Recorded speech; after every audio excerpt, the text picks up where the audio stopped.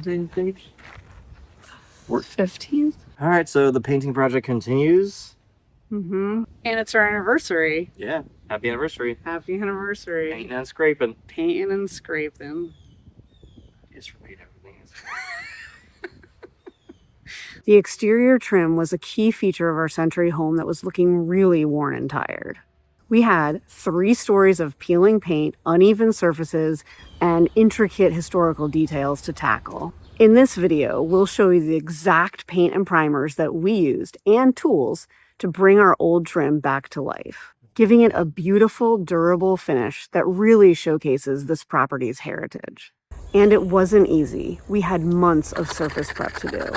Most of the old paint we had to remove contained lead, so to minimize the dust and make cleanup easier, we decided to do all removal by hand by scraping it off. We walk you through the surface prep portion of the project, including the tools and safety equipment that we used, in the link above. But today, we're talking about paint. The plan was to use a sprayer and then back brush it. Since it's a primer coat, it's really old, rough paint. I really want to make sure it gives the best chance to stick as possible. But at the same time, I want to throw paint on there as fast as I can. So basically, sprayed it on, then back brushed it while I was up there. It went really well. So I'm feeling like we'll do that probably for, you know, all the upper levels that are really hard to get to, that are, you know, not accessible from the ground. All of the tools and materials we used for this project will be linked in the description. By far, the best paint sprayer we've used, and the one we used for this project, is Graco's Magnum X7 Cart Airless Paint Sprayer. This thing puts out a lot of paint, easily enough to do an entire house inside and out. We just put on a smaller tip and it handled the trim no problem. For protection while spraying, we used a half-face respirator with P100 cartridges. Even though our shingles had gotten paint on them from previous attempts, we used a spray shield to reduce overspray and keep as much of the paint off the shingles as possible. For exterior trim, a ladder stabilizer really comes in handy. It holds you off the house, giving you more room to work with, and can also minimize potential damage to the siding. But it does not make an extension ladder any less unwieldy. As is pretty common with Century homes, our roof had lots of different angles and levels, so we installed a few pairs of roof brackets with 2x3s to make moving around up there a lot safer. We use both the fixed and adjustable type brackets. And also very important, lots of drop cloths.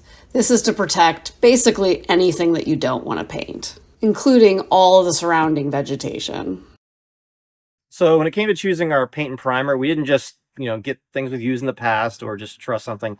I wanted to test this out because this was going to be a lot of work, a lot of effort, a lot of time. So what we did was took some old wood we found around the house here and did 4 primers, 2 different types of paint, cover stain, 123, KILZ 3, and triple thick peel stop, and prime these up. The goal is to try to use off the shelf stuff, in this case from Lowe's, and see if that will work before we have to go to some other higher end, more expensive brand. And then I took 2 paints, one their storm coat and 2 the defense, and went over top of those. And basically, long story short, all the primers worked fine.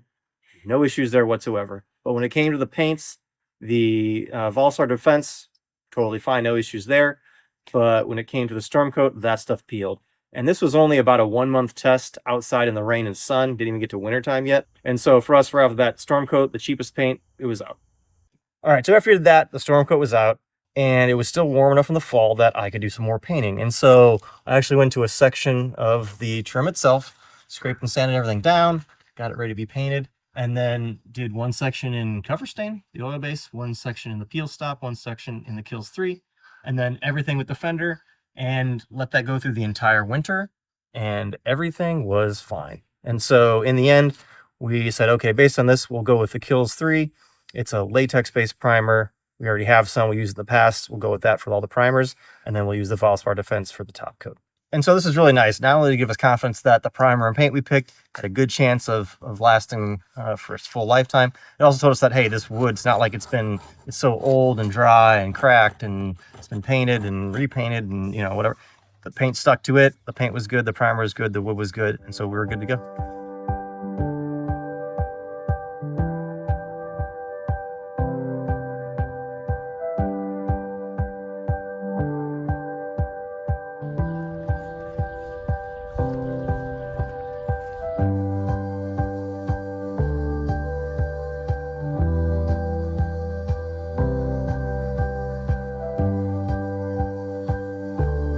Craig managed to get all of the exterior trim painted at height on his own, with only 1 or 2 wasp attacks. Meanwhile, I was meeting better bugs while painting the trim at ground level. Luckily, we had the help of my mother and her trusty paint dog, Boo. Hello. Boo, are you gonna paint? Did I mention that my mother is 78? Still painting baseboards like nobody's business.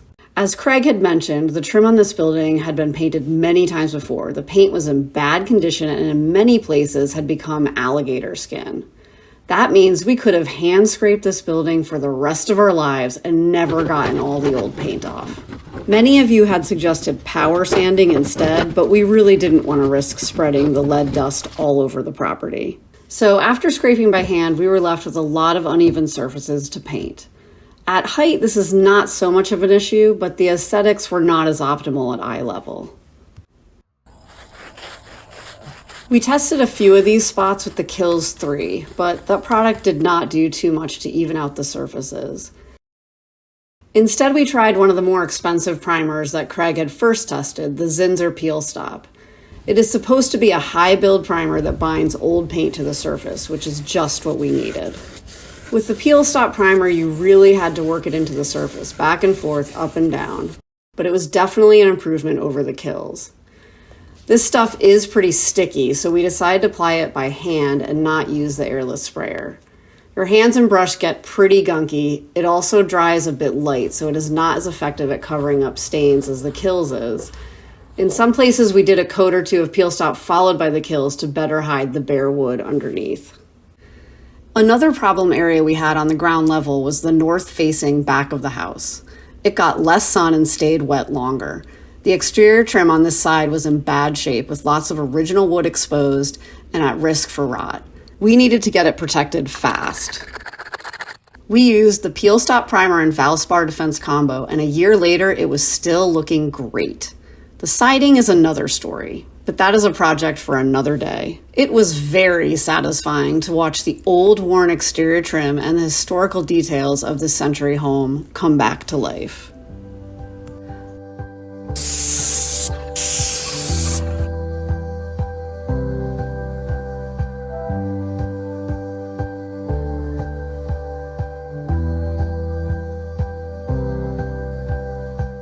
Painting the old exterior trim was a lot of work and a lot of time, but we feel really good that we were able to preserve all of the original old trim on this century home. Now the neighbors keep commenting that it is no longer the haunted house on the block. We still have more work to do.